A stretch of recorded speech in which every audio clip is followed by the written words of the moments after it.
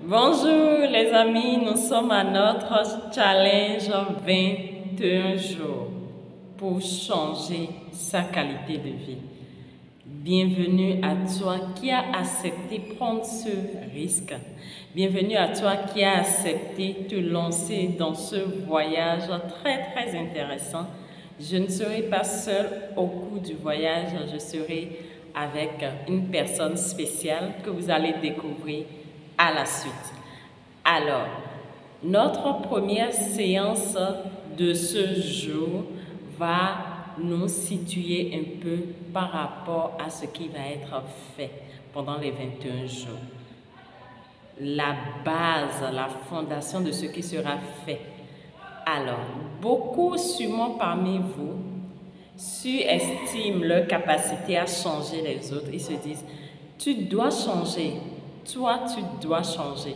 Mais très peu sous-estiment leur capacité à changer eux-mêmes. Très peu de personnes. Alors, la chose la plus facile en réalité, c'est de se changer soi-même. Mais la chose la plus difficile, c'est de changer l'autre. Et mieux tu conçois ça, mieux tu commences à comprendre que le travail doit commencer par toi. Le travail doit commencer par soi-même. Gandhi disait, sois le changement que tu as envie de voir dans ce monde. Si tu veux que les choses changent, il faut que tu changes ta vie, il faut que tu changes à ton niveau et tu seras un exemple vivant qui va inspirer des milliers de personnes à changer. Aujourd'hui, je voudrais que tu comprennes une chose très essentielle pour notre voyage. Lorsqu'on a envie d'améliorer un aspect de sa vie, ça peut être au côté de l'amour, ça peut être du côté des relations, ça peut être au niveau de tes revenus financiers, tu dois prendre conscience d'une chose, il faut que tu sois prêt à t'investir. Quand tu as envie de gagner plus, tu dois investir. Dans tout investissement, il faut forcément déposer quelque chose. Il faut forcément y mettre de l'argent pour récolter des bénéfices après. C'est comme ça, il faut que tu comprennes ce que nous sommes en train de faire. Tu dois t'investir. Et s'investir ici, ce n'est pas l'argent que tu demandes, mais c'est des efforts à appliquer. C'est de mettre ton énergie à juste appliquer les exercices qui seront donnés. C'est de t'exercer à mettre en application tous les outils qui seront partagés au cours de ces 21 jours avec toi. Et à la fin des 21 jours, tu pourras te comparer à toi de maintenant et toi après les 21 jours. Je veux te demander quel est ton idéal. La première loi pour amorcer tout changement, c'est d'abord d'être insatisfait de sa situation. Si tu n'es pas insatisfait de ta situation, tu ne peux amorcer aucun changement. Être insatisfait de sa situation, c'est de comprendre que je ne veux plus peut-être avoir ce standard de vie. Je veux gagner plus dans ma vie. Ça peut être en matière d'argent. Je voudrais avoir un amoureux dans ma vie. Je voudrais. C'est la première chose. Si tu es insatisfait de ta situation, tu amorces le pas pour le changement.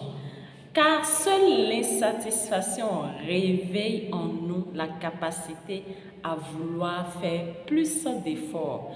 Seule l'insatisfaction réveille en nous la capacité à aller au-delà de tout ce qui est zone de confort, au-delà de nous-mêmes. L'insatisfaction réveille notre potentiel. Les frères White qui ont conçu l'avion, qui ont imaginé l'avion, c'est venu de l'insatisfaction. À un moment donné, ils ont commencé à réfléchir, mais pourquoi les hommes ne pourraient pas aller plus loin et utiliser les oiseaux de la même façon les oiseaux se déplaçaient comme moyen. L'insatisfaction a réveillé en nous ça.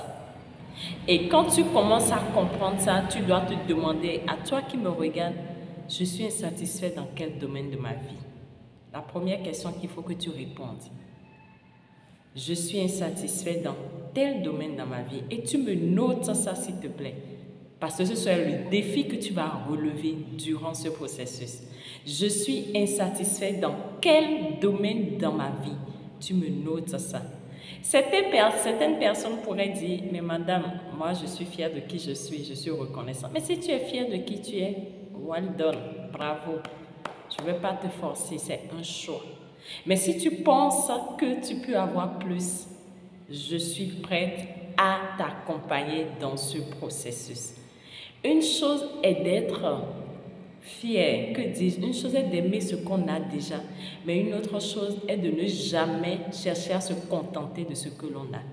Lorsqu'on commence à se contenter, on bloque sa créativité. Lorsqu'on commence à se contenter de ce que l'on a, on ne donne plus la possibilité à ce qui est à l'intérieur de nous de se révéler. On ne donne plus la possibilité à nos talents de s'exprimer parce qu'on se dit « je suis fière de ce que j'ai ». Non, il faut aimer ce que tu as.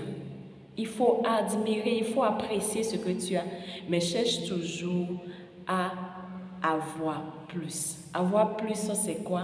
C'est de chercher, si tu n'es pas satisfait, c'est de te demander, mais qu'est-ce que je peux encore faire de plus? Plus tu vas te poser cette question, mieux tu vas réveiller ce challenge-là en toi.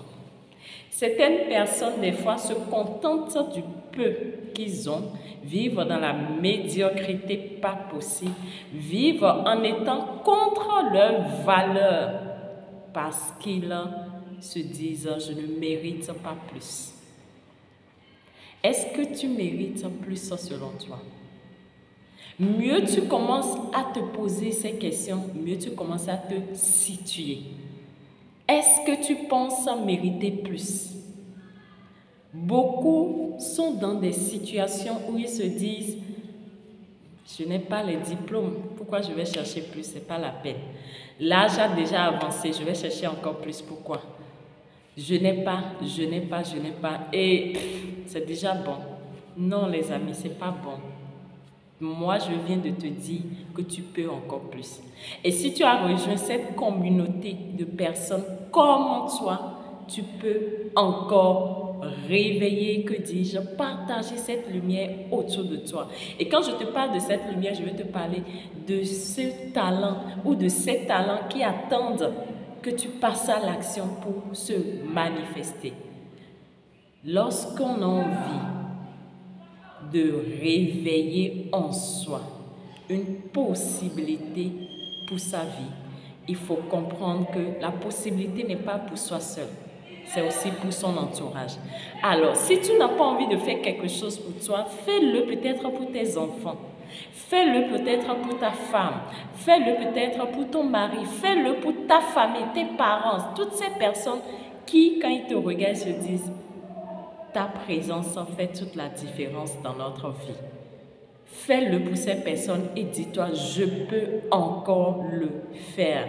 Je peux encore y arriver. Je peux encore le faire. Beaucoup, à chaque instant, lorsqu'ils sont confrontés à des difficultés, ils disent, c'est pas la peine, je laisse tomber. C'est pas la peine, je ne veux plus. C'est pas la peine, c'est pas la peine. Ils découragent parce qu'ils ne savent pas comment les choses fonctionnent.